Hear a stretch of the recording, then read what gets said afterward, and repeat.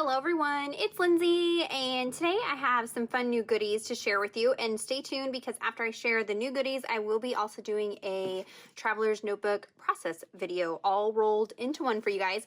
So I have some new supplies from Freckled Fawn. You may remember about a month or so ago, they had sent me some new traveler's notebook pocket page inserts, these ones here, to review and some goodies to play with and to do a giveaway with. So I did go ahead and do that last month.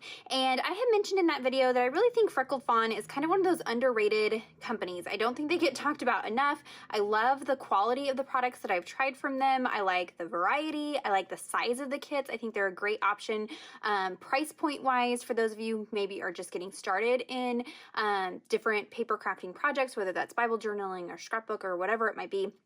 And it's kind of a more manageable sized kit, so I think it's a great option. So after I had done this video, they reached out and asked if I'd be interested in joining the design team. And I said, absolutely, that sounds super fun. And so I have recently joined the design team. So I get products sent to me now.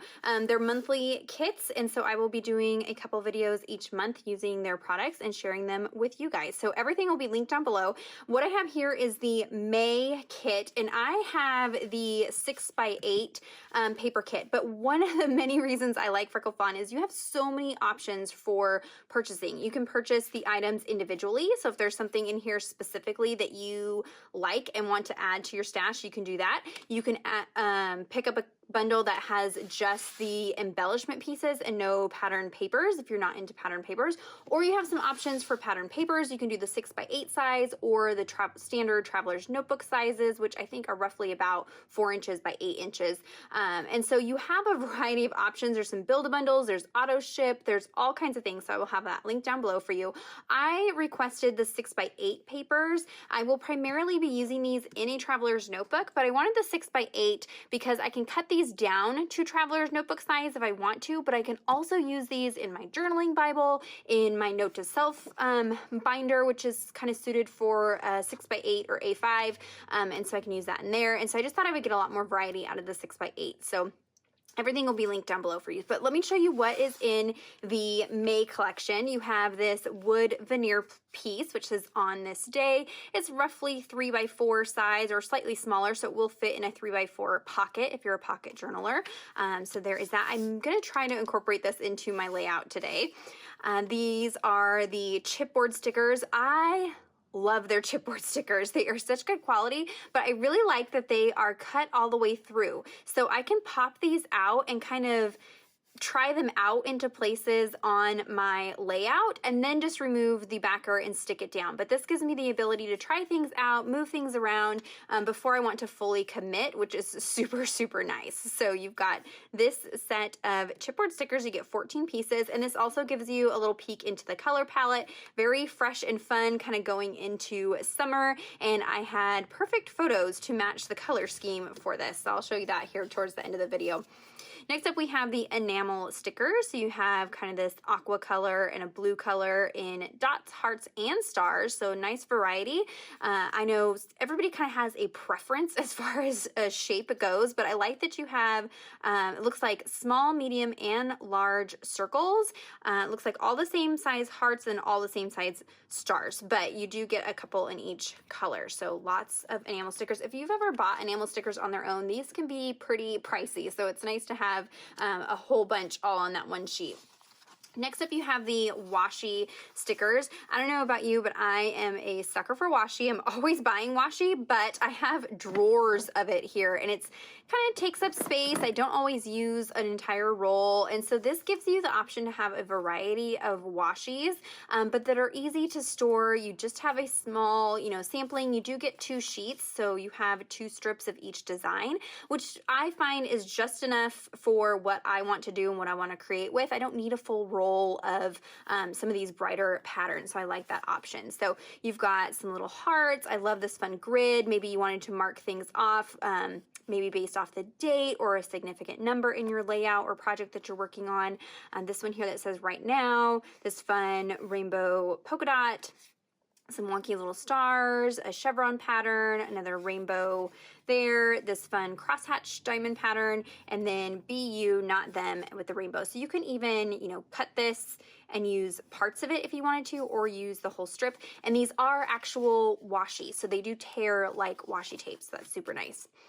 Next up, we have the label stickers. So you get 3, 6, 9, 10 different label stickers. Some have a grid pattern, some are just plain white in a variety of different shapes and sizes. And again, in that color scheme that's gonna match the May collection. These are just one of those staple items. So even when you're done creating with this kit, saving these in your stash, and there's, you know, a wide variety of colors on here. You can pull those out and incorporate them into whatever you're working on, pairing them with other kits, or maybe even, you know, devotional projects that you're working on. So I love that these open the door for having just some basic pieces that you can add into other things that you're working on. Then we have the alpha stickers. So you've got this one, it's gonna be hard to catch on camera. It's like a deep navy, kind of a purpley deep blue color. Very similar to like Chip Sapphire from Distress line, if that is a color that you're familiar with. And there are multiple of each letter, and then you've got several different patterns in those letters, and then some different font variations. So you'll see some places the R has the little piece cut out, and then some places the R is solid. Same thing for the O's and the A's. So really, you know, lends itself to some fun variety. You can kind of pick and choose what you want to use, and kind of gives it a whimsical feel. But I like the polka dots, stripes, and then solid pattern there. And then last but certainly not least are these 6x8 papers. You get, let's see here, okay, so you get 8 sheets of these papers, and like I said, I picked the 6x8 size. These papers are like cardstock. They are so nice and thick and will hold up. You could make cards out of these very easily, even journaling cards. You can cut them down. I have a Tip Tuesday all about how to incorporate pattern papers into your Bible journaling, so I'll link that down below if you're curious about how I do that, if that's kind of more your speed, if you're not a scrapbooker. But they are 2 of each design, and they are double-sided. So I've already gone ahead and flipped one of them over so you can see all the different designs. But you have this one here on this day. You can see that mimicked there. And you can still cut this down to traveler's notebook size, and it would fit in a full page traveler's notebook. This fun kind of daisy pattern there. Again, that fun polka dot. This tealish chevron pattern. Stripe. Kind of lattice print in purple. I love this one in the stars. It's super cute. And then a grid. So there's some big bold prints, and then some more kind of, you know, neutral laid back prints depending on what your style is. So there's a look at the May collection. And again, you can just order things individually, even just the papers, even just the stickers, whatever you want, you can order individually. So I'll have all that linked down below. But I'm going to go ahead and create in my little traveler's notebook. They do have these in the shop as well. So you can find that. I had done this layout here and decided to take these pocket inserts. So they are sized to fit in a standard traveler's notebook, but they're little pocket page inserts. So you can do pocket scrapbooking. This is a perfect option if you're documenting something specific. Like I am documenting our COVID-19 staycation. Maybe that's what I need to put in the title. I haven't done the title page yet, but basically just some, you know, moments during this time. I don't know about you, I'm finding I'm taking a lot less photos during this time. And so I needed a project to kind of motivate me to still document, because this is going to go down in history. Our kids are going to grow up remembering this time. And so I wanted to document thoughts and things that we're doing, even if it's boring stuff, like just having a picnic on the floor in the living room, whatever it might be, let's document that. So I have pulled out a couple of photos that I want to document today. I don't have specific dates. I'm not worrying about that. I'm just documenting just activities and moments and things like that. So I had this photo I had taken a few weeks ago of some watercolor that I was doing and a drink. I don't drink very often. In fact, it had been many months before I'd had this. But you know, we're just doing things day by day. Things, you gotta switch things up sometimes. So I'm just playing around with watercolor. I'm using this time to practice some skills that I already have, but also try out some new things, try out new mediums, and just utilize this time that's a lot slower paced than typical to, you know, do some different activities. So I have that photo there, and I thought this would be perfect with all those colors in my paint palette to go with the collection this month. And then I have this one here I shot in my backyard. I've been trying to be intentional about getting outside every day by myself without the kids. I really desperately need my alone time. So in the morning, just having my coffee while laying out, tanning. I know, super bad for you, but the sun just warms my soul. I need it. So those are the photos I'm going to be documenting. And then for my journaling, I had one of these dot grid index cards. I just keep these in my drawer. They are perfect for, you know, just running through my typewriter really quick. But I went ahead and marked off some pencil marks so that this space is actually 2 by 3. That way I could mount it on some of the pattern papers here and have some of the pattern paper popping out. But I just went ahead and just did some, you know, quickly typed some journaling about the photos and just, you know, my thoughts on what I was doing and why I'm doing it and that kind of thing. So let me go ahead and put you guys on fast forward, and we will put these together. It should go pretty quick. And so yeah, if you need to find the products, they will be linked down below. So let me go ahead and put you guys on fast forward, and we'll put this together. Okay, so I typically cut out all of my decision making, but I left a big chunk of it in this time around so you could kind of see my thought process as I'm trying out different papers and things. So I'm going to start by doing the things I'm sure of, which is cutting down that little card, and then I'll start trying out some of the papers behind that card. And I'm trying to keep a balance of colors. I'm trying to use ones that the colors are, you know, being pulled from the photos that I'm using. And so I'm just kind of, you know, trying out some things before I look at it. With these 6x8 papers, you can cut them and get 2 4x6, or you could get 4 3x4s, or you could get 2 3x4s and a 4x6, depending on how you cut it. So I just went ahead and, you know, if I was going to cut a 3x4 out of it, I just went ahead and cut it down to a 4x6 and 2 3x4s. And I know that I will use that paper in other things, if that makes sense. So I decided on this stripy paper because the chair that I'm sitting on had stripes in it. So I kind of felt like it pulled from those stripes. And when I was laying my journaling on the polka dot card, the way that the polka dot pattern is, it wasn't allowing enough variety in the colors. So that's why I went with the stripe.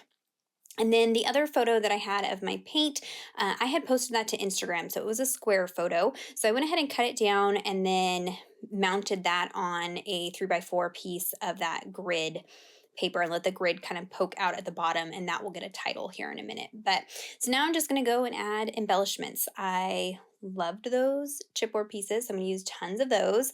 And again, I'm just trying to balance out the colors. So initially I was going to use that right here, right now piece, but there was already a lot of that light blue and teal. So I decided to pull in that yellow heart. And then for the journaling card, it says that little chipboard piece says all the good things. And I liked how it just lined up perfect with the same colored stripe on the pattern paper.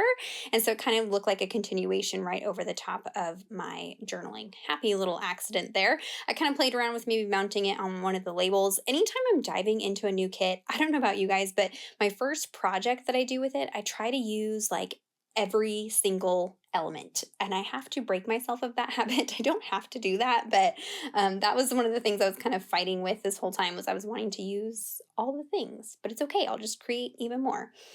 So I went ahead and stuck that square photo down, and then I'm going to create a little title here with the alphabet stickers. I kind of played around with maybe layering some of the washi, but again, I don't have to use all the things. I set aside the washi, and I'm just grabbing some of the letters. I'm trying to keep them, you know, a variety, since there are multiple of each style, I guess. And then I just loosely attach them to the top of the sticker sheet. That way I could get them centered on the card. They are not perfectly straight. They're kind of wonky, but that's okay because these particular letters are a little bit wonky and whimsical. So it's okay with them being kind of all over the place. I did go ahead and outline them with a journaling pen. I don't always do this, but I especially do it with stickers like these black and white striped ones, because it kind of helps define them against the background, especially when it's letters. When they're a print like that, sometimes it can be a little tricky. So just by outlining it makes it so you can, you know, really see what that particular letter is. So what I think about wood veneer is you can customize it. You can heat emboss on it. You can use spray stains. I'm just taking some distress paint and white picket fence. You could just use regular acrylic paint. But the reason I grabbed this one is because it has that dauber top. You can buy them with both flip tops and dauber tops. The dauber top makes it so you can just go direct to the wood. And I did add 2 coats of white on there. I just felt like that tied in better with all the white that I had in my photos and things. And I had to use the star paper. I had to do it. It was just way too cute. So I'm going to let it kind of poke behind a folded corner on this card. And I didn't want to waste that paper, so I just cut down a little scrap of it. And then because this paper is double-sided, when I bend over that corner, I get a little pop of those polka dots too. So I just get some extra color on this card that otherwise would have been kind of plain with just that wood veneer piece. And so now it's got some texture with the little staples and those fun pops of color from the paper. Now, wood veneer is a heavier element, so I'm just making sure I use some strong liquid adhesive. You could also go in and like stitch some little X's with some embroidery floss on, a couple of the letters. That would add some more color, a little pop of texture, and it would help hold that piece onto the card if you're worried about the wood veneer popping off. But I'm going to stick it down into that pocket page, so it's fine. I don't have to worry about it getting lost if it does pop off. Went ahead and added another wood veneer to the top. Just felt like it needed a little something else on that card. And that's going to be it. Super quick and easy. This would be great for little projects like this or a travel project, something like that. If you have questions or comments, be sure to leave those down below. Check out that description box for links to Freckled Fawn. And if you don't mind, give this video a thumbs up if you enjoyed it and subscribe to my channel if you're not already subscribed. And until next time, thank you so much. Bye-bye.